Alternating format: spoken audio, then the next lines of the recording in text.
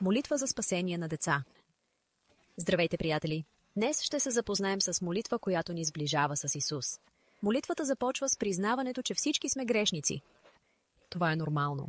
След това вярваме, че Исус умря за нас на кръста, за да можем да бъдем спасени.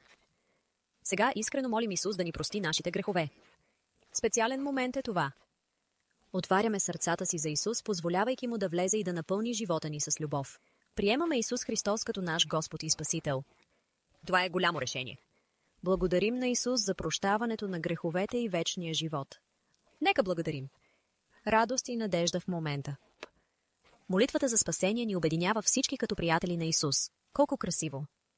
Помнете, приятели, можем да говорим с Исус, когато искаме. Той ни слуша.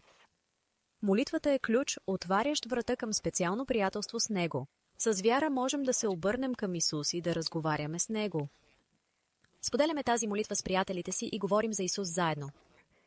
Можем да разберем повече за Него чрез библейски истории.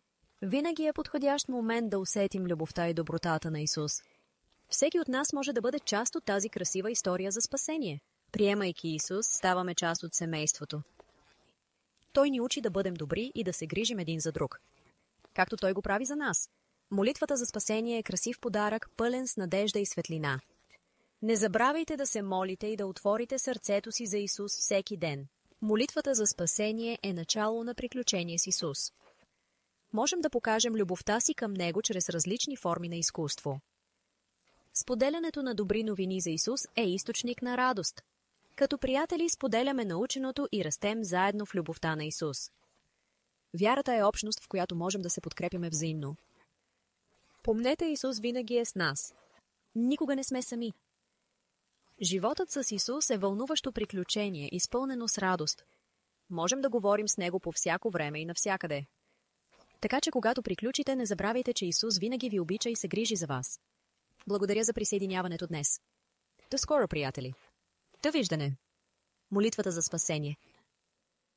Господи Исусе, знам, че съм грешник. Вярвам, че Ти умря за мен на кръста, за да мога да бъда спасен. В този момент, моля, простете ми всичките ми грехове. Отварям сърцето си за вас. Дойди в сърцето ми, Господи Исусе. Приемам Те като мой Господ и Спасител. Благодаря Ти, Исусе, за прошката на греховете ми и дарувания вечен живот. В името на Исус, амин.